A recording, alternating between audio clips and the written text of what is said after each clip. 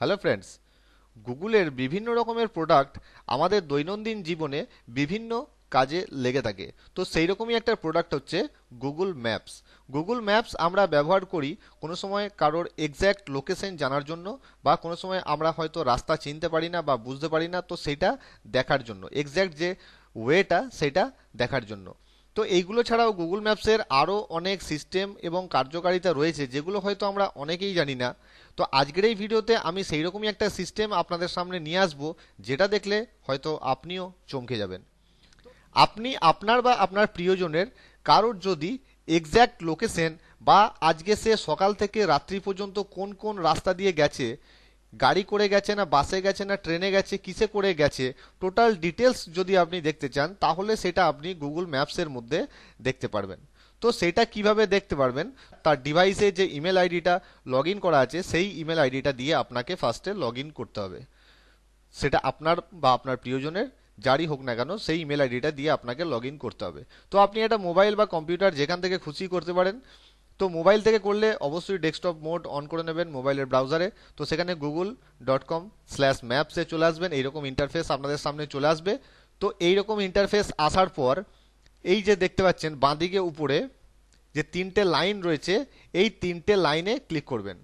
তিনটে লাইনে ক্লিক করার পর এইরকম ধরনের ইন্টারফেস, এরকম ধরনের অপশন আপনাদের সামনে চলে আসবে, যেখানে দেখতে পাচ্ছেন your contributions, location sharing, your timeline. এই যে ট্যাবটা রয়েছে, এই যে বাটনটা রয়েছে, এই বাটনে ক্লিক করতে হবে। তো এই বাটনে ক্লিক করে দেবেন। এই বাটনে ক্লিক করলেই অল্প একটু সময়ের মধ্যেই নতুন একটা ইন্টারফেস আপনাদের সামনে খুলে যাবে, নতুন একটা সিস্টেম খুলবে বাঁদিকে উপরে, তার সঙ্গে গুগলের যে ম্যাপস সেটাও কিন্তু ব্যাকগ্রাউন্ডে খুলে যাবে। তো এবার আপনাকে কি করতে হবে, আপনি কোন ডেটের এক্স্যাক্ট লোকেশন, কোন কোন জায়গা অ্যাটেন্ড করেছে সেটা জানার জন্য এক্স্যাক্ট যে ডেট সেটাকে আপনাকে এখানে সিলেক্ট করে নিতে হবে। উপরে দেখতে পাচ্ছেন সাল, তারপর মাস, তারপর ডে।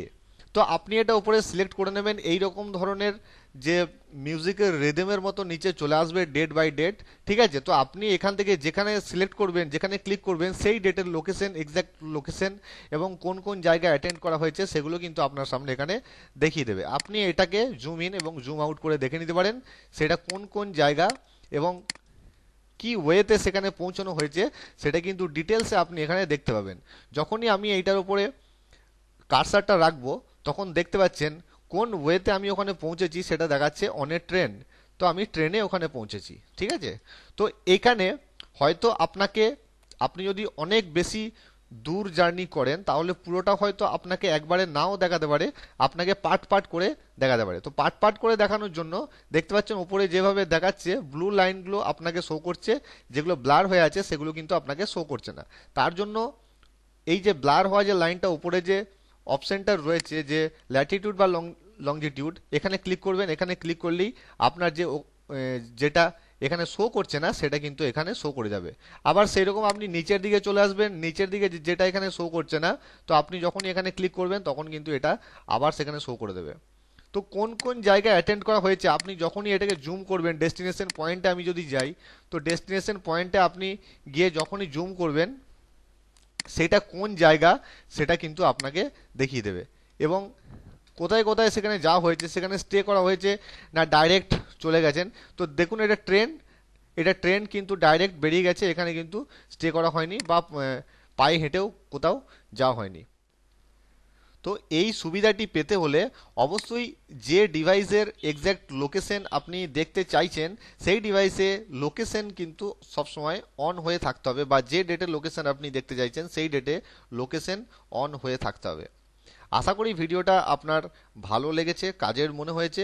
ভিডিওটা ভালো লাগলে একটা লাইক এবং চ্যানেলটি অবশ্যই সাবস্ক্রাইব করে দেবেন, এবং আপনার মতামত কমেন্ট বক্সে অবশ্যই জানাবেন ভিডিওটা দেখে কেমন লাগলো। আবার দেখা হবে নতুন কোনো ভিডিওতে নতুন কোনো টপিকস নিয়ে। ততক্ষণ জয় হিন্দ।